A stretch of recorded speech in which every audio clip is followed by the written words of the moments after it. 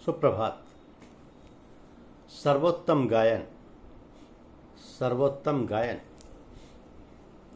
राम चरण दृढ़ प्रीति कर, बालिकीन तनु त्याग।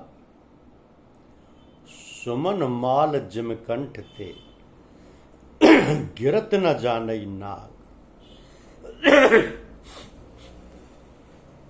एक रविवार को गुरुदेव श्री श्री परमहंस योगानंद जी किसी गिरजाघर में गए, जहां गायक वृंद ने विशेष रूप से उनके लिए संगीत कार्यक्रम प्रस्तुत किया। तो प्रार्थना ध्यान के बाद भजन मंडली के नेता तथा समूह ने परमहंस जी से पूछा कि गायन आपको पसंद आया? योगानंद जी ने बिना किसी उत्साह के ही कहा, ठीक था। उन्होंने फिर पूछा, ओ, लगता है सचमुच आपको अच्छा नहीं लगा। योगानंद जी ने उत्तर में कहा, ऐसा तो मैं नहीं कहूँगा।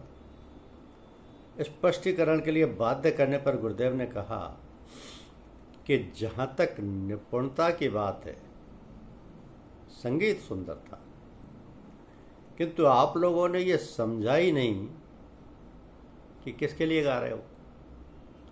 आप केवल मुझे और अन्य श्रोताओं को प्रसन्न करने के विचार से गायन कर रहे थे। अगली बार आप लोग किसी मनुष्य को प्रसन्न करने के लिए नहीं, बल्कि केवल और केवल ईश्वर को रिझाने के लिए ही गाना तो सर्वोत्तम होगा। तो सच्चा आत्मबल और सुरक्षा की भावना हृदय में भगवान की उपस्थिति से ही आते हैं। अगर तुम इस उपस्थिति को सदा अपने अंदर स्थिर रखना चाहते हो, तो सावधानी के साथ अपनी वाणी, व्यवहार और कर्मों से यानी आचरण से अशिष्टता को दूर रखो। उच्छृंखलता को ही अपने स्वाधीनता न मान लेना और दूसरों के प्रति दुर्व्यवहार को ही अपनी आज़ादी न मान ले बैठना,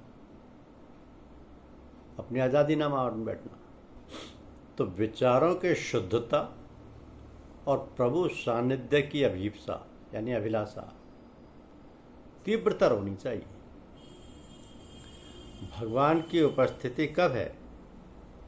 जब सच्चा आत्मबल और सुरक्षा की भावना हृदय में भगवान को उपस्थिति से ही आते हैं। अगर तुम इस उपस्थिति को सदा अपने अंदर स्थिर रखना चाहते हो, तो सावधानी के साथ अपनी वाणी, व्यवहार और कर्मों से अशिष्टता को दूर रखो। उच्छृंखलता को अपनी स्वाधीनता ना मानो, दूसरों के प्रति दुर्व्यवहार को अपनी आज़ादी ना मानो। विचारों की शुद्धता, प्रभु सानिध्य की अभिलाषा तीव्रतर होनी चाहिए। धन्यवाद।